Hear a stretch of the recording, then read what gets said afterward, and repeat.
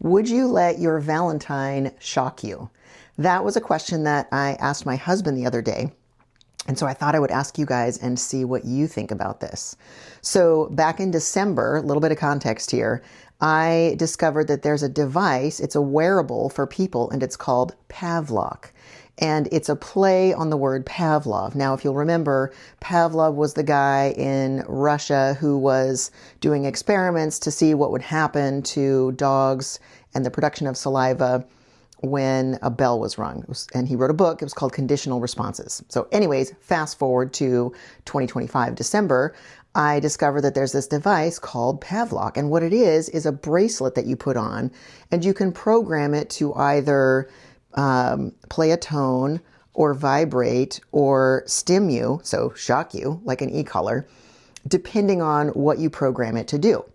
So last week, a friend of mine told me that she bought one for herself. Now, I have no idea how it's going for her. I haven't checked in, but of course I went straight to the website and they were having a Valentine's Day special on the rings, which don't work quite the same, but it was a buy one, get one free Valentine special. And so I got to thinking, what if you and your Valentine both got the bracelet? And you can program that bracelet to do whatever you want. You can program it to change whatever behavior you want. Maybe you're spending too much time on social media, and so after a certain amount of time, you tell it to zap you so that you get off of social media. Maybe you're slouching, whatever this thing is capable of. So you and your Valentine each get one of these things, and you can program it to do whatever you want. But here's the catch. You also get to program one thing in your partner's Pavlok device, in your partner's wearable, that one behavior of theirs that you'd like to change. And there's no debate about this. You're both on board with the game for whatever crazy reasons. So you get to program one thing on their device and they get to program one thing on your device. So you're doing your own behavior change, but you also get to pick one behavior of theirs you'd like to change with this Pavlok device, and they get to pick one behavior of yours that they'd like to change with this wearable shock collar, basically. I think it's even called a shock clock. So that was the first part of this little thought experiment. And then the next question that came up was, all right, so if you're both going to play this game and you're both on board, would you rather know what that behavior is that your partner programmed? Would you rather know what behavior it is that you need to avoid in order to avoid getting shocked for engaging that behavior? Or would you rather not know about that behavior? Either way, you're both on board, you're both playing by the rules of the game. It's going to happen. But would you rather know what that behavior is so that you can avoid it? Or would you rather not know what that behavior is? And I want you to take a second to think about this, because it had some interesting sort of psychological rabbit holes that we could fall down.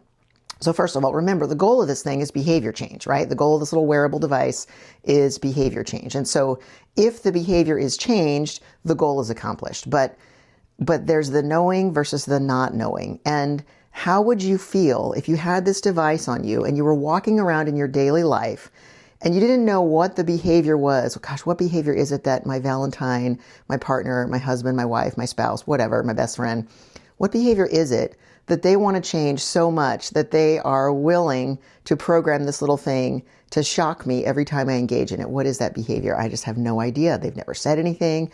They've never expressed any displeasure. I don't know. Maybe they have, but I don't know. Maybe there's 10 things that they'd like to change. I don't know which one it is.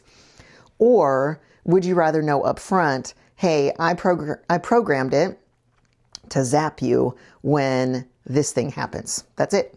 If you do it, it's going to happen.